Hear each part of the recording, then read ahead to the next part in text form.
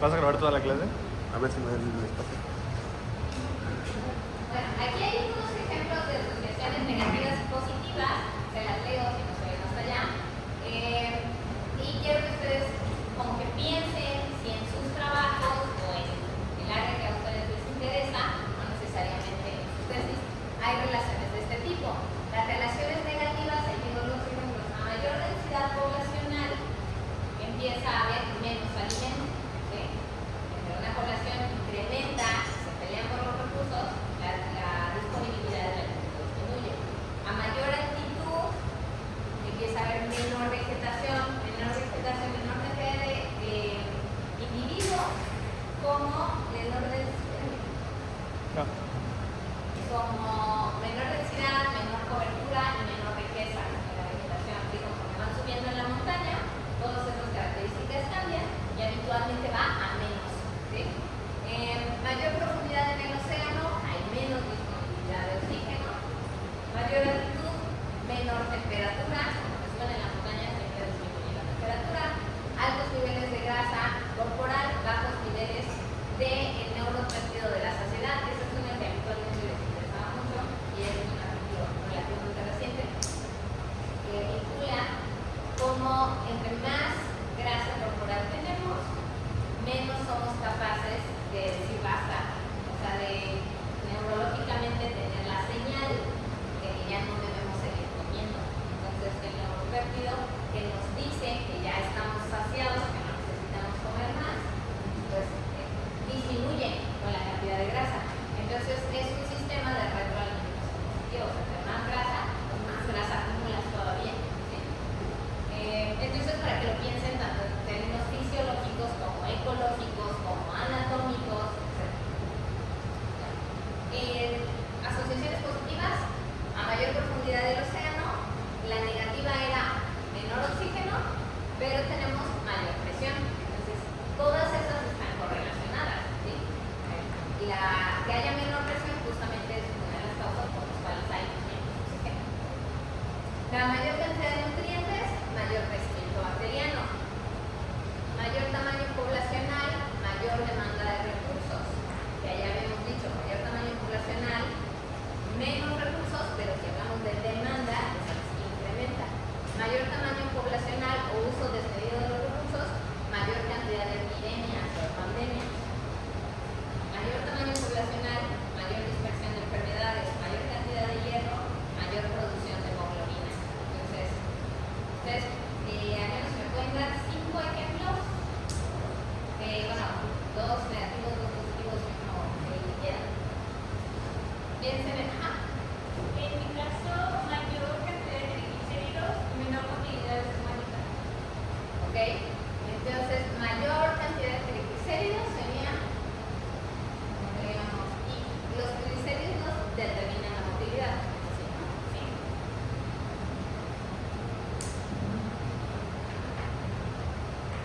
Menor Motilidad.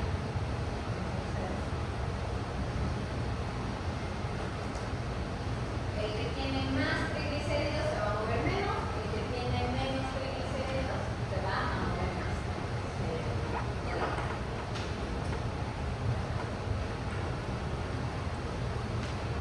Si piensen como en su sistema de estudio, El mío no sé, pero del ejemplo que nos tuvo que exponer del artículo, de los triglicéridos, iba a decir, de los telómeros, que a mayor, pues, no sé, como ruido o mayor exposición al ruido, más cortos eran la longitud de los telómeros. precisamente negativa. Ujú. Más ruido. Ruido que va siempre de menos a más. Y aquí.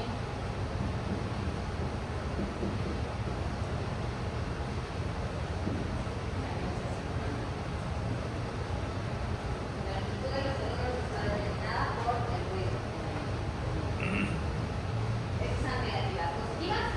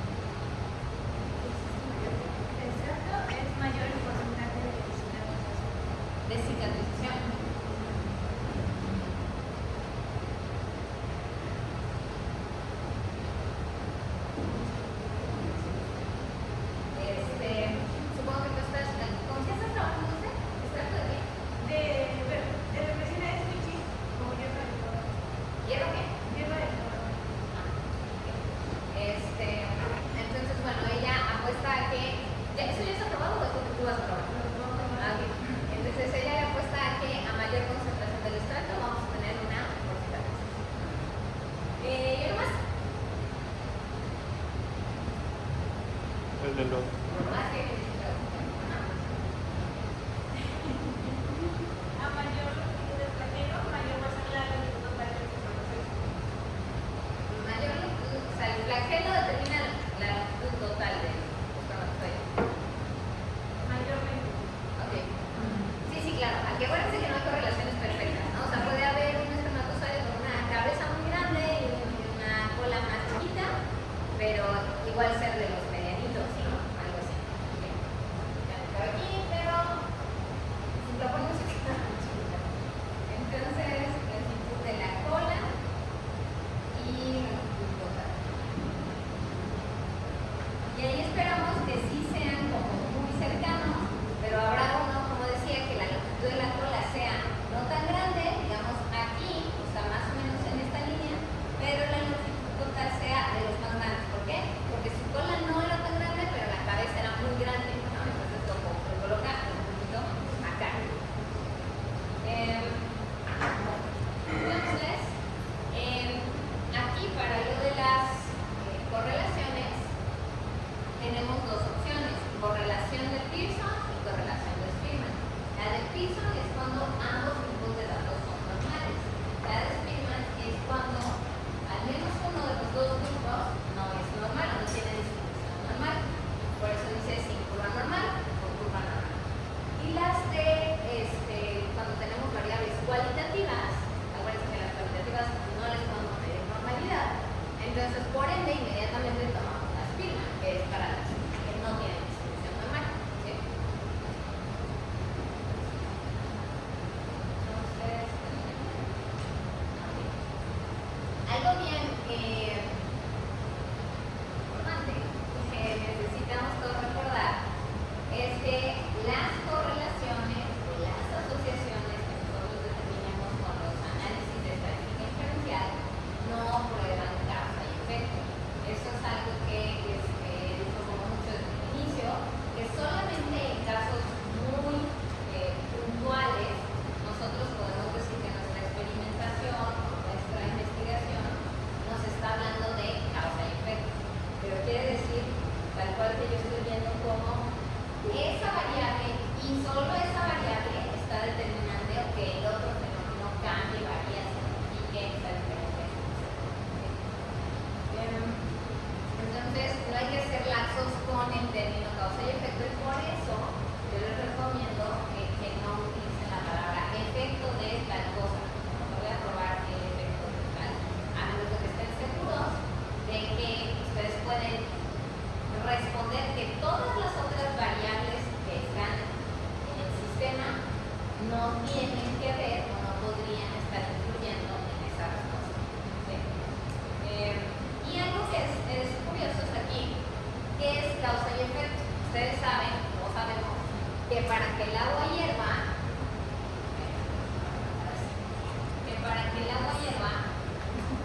no hay más necesidad que ponerle a fuego. ¿Sí? Entonces, si le ponemos fuego, calentamos ese líquido, en este caso agua, pues entonces va a hervir. Y no estaremos sospechando de, ¿será que ese día prendió la estufa alguien que no era yo? ¿O será que era la humedad relativa de diferentes días? ¿Será que ese día estaba nublado? ¿Será que, no sé, cuántas cosas pueden pasar por tu mente? Pero sabemos perfectamente que es, tú calientas una sustancia y entonces puedes hacerla hervir. ¿Sí? No hay más. ¿Cómo la calientes? No necesariamente tiene que ser con fuego directo. Hay parrillas eléctricas, ¿no? El chiste es calentar la sustancia.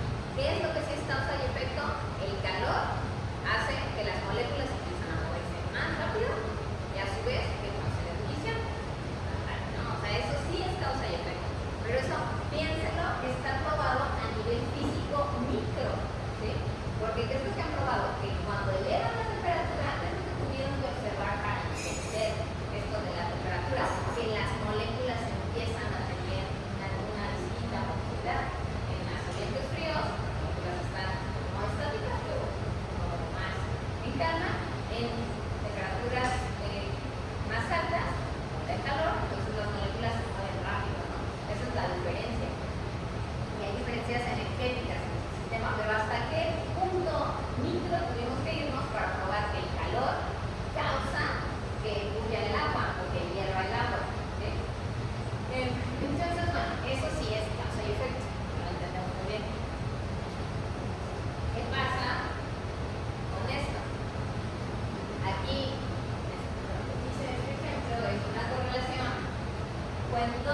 Estos dos o más variables o fenómenos parece que están relacionados.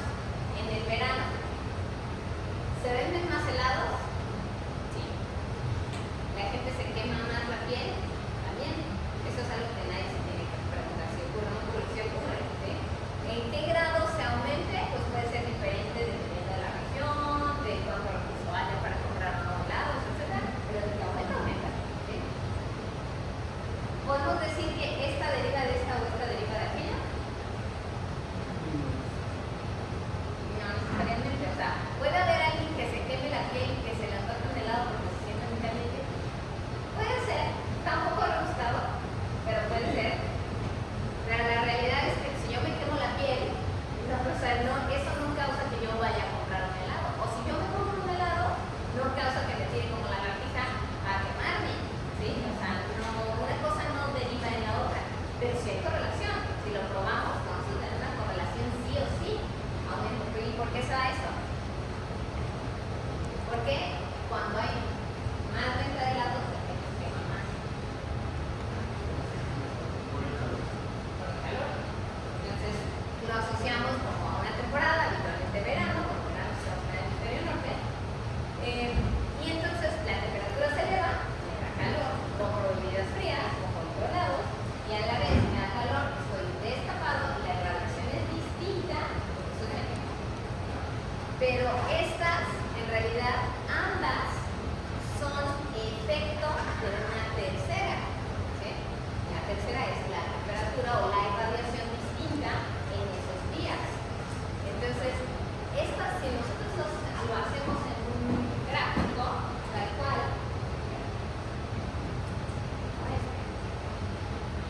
vamos a tener la correlación. Entonces, vamos a poner venta de helados,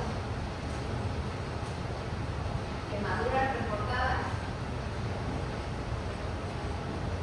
así, seguro, sí o sí. O sea, yo el día que se vendieron más helados, fue uno de los días que más quemaduras se reportaron en emergencias, ¿sí?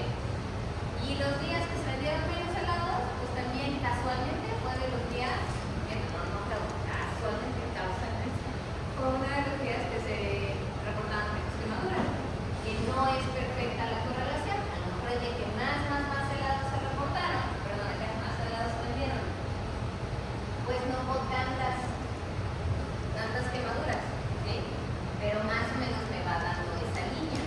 Entonces ahí es, nosotros fácilmente podemos llegar a evaluar en nuestros estudios dos variables que vemos, qué padre, sí se mueven juntas, yo ya encontré el patrón, se mueven juntas, disminuyen juntas, o cuando no aumenta la otra disminuye, bien, pero no podemos decir que una cosa, no tan laxamente, es efecto de la otra. Y eso es recomendación para cuidar las palabras cuando expliquemos lo que estamos viendo, los resultados, ¿sí? Y por eso se supone que todos conocemos nuestro sistema, ¿sí? Entonces en realidad es el Sol que hace que estas dos variables se modifiquen. Entonces la moraleja aquí es: la correlación no indica causa y efecto o causalidad, ni la correlación ni prácticamente ninguna prueba estadística. Los que pueden determinar si es causa y efecto son ustedes, sabiendo que tanto control hay alrededor de todos los factores, de tanto control. Entonces, es esta. Entonces, la venta de los helados, y aquí es con otra, el número de incidentes donde la gente se ahoga. Entonces, están las casas de la gente se ahoga. Entonces, es lo mismo. ¿Por qué están correlacionadas? Porque en Semana Santa hay un montón de casos y todo el mundo está esperando las noticias de que la gente muere en la playa. Es porque la gente va más a la playa cuando hace calor, pero no nada más cuando hace calor, no es que vayan más en el invierno. ¿Qué se determina aquí que la gente vaya a la playa? Las vacaciones, ¿sí? Entonces, de hecho, luego sienten calor y la gente luego no va a la playa, que son el tiempo libre que la gente asocia con la mejor manera de distraerse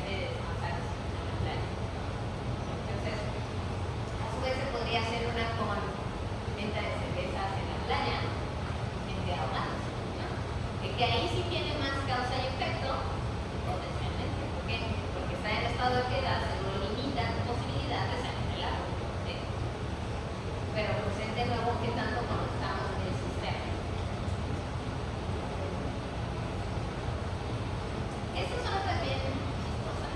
Hay varias páginas, si les quieren ustedes buscar en línea, hay muchas páginas que hablan de ejemplos divertidos de que no son causa y efecto porque sí hay correlaciones fuertes. Entonces, por ejemplo, en esta, la venta de cómics y el número de doctorados que se emitieron o que se lograron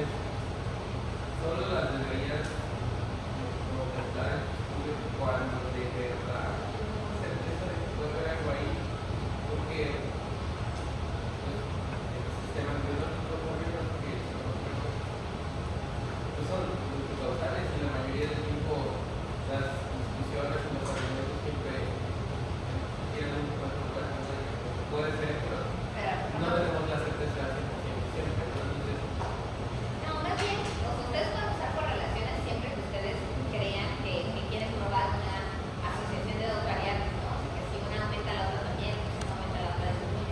Eso siempre lo pueden buscar. O sea, no hay límite para usar las correlaciones. Más bien hay límite para la discusión o la interpretación que hagamos de esa correlación. O sea, por simple probabilidad, si tomamos variables al azar, es posible que algunas estén correlacionadas como esas cosas locas que les acabo de mostrar. Entonces, la moraleja aquí es muy bien no hacer pruebas de correlación sin un antecedente, sin una justificante fuerte de por qué vamos a hacer esa correlación. Porque, insisto, si no por pura probabilidad, yo agarro variables al azar, algunas van a estar correlacionadas, probablemente la otra también, pero así salió al azar. ¿Sí? Entonces, hay que tener cuidado con eso. También, antecedentes suficientes, justificantes para hacer la correlación y después cómo la interpreto. Bueno, esto de la ecuación de la regresión, la correlación solo me prueba, ¿están relacionadas o no? Y qué tan fuertemente relacionadas. Muy alto la correlación o baja. Pero la regresión lineal me permite hacer predicciones, eso es lo distinto.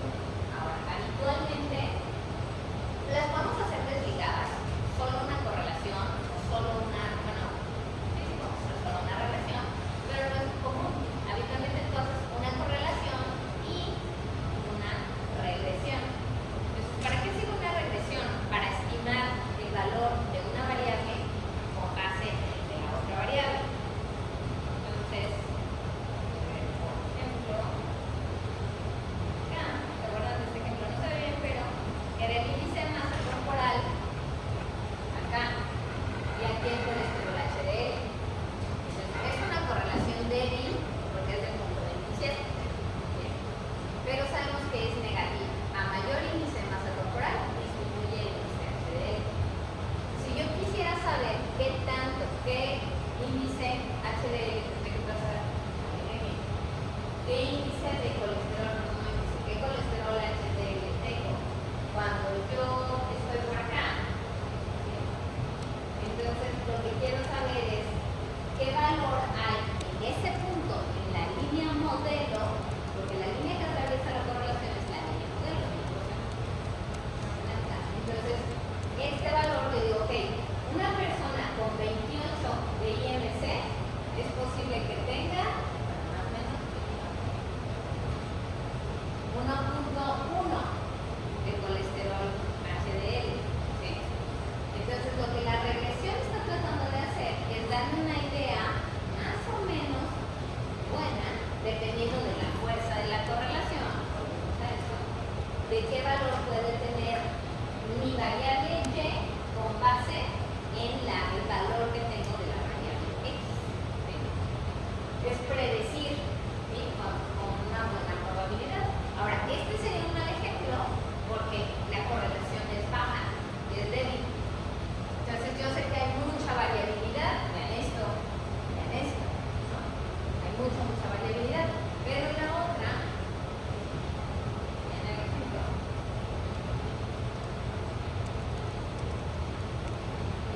hay mucha menos variabilidad. ¿Sí? Entonces yo trazo aquí mi línea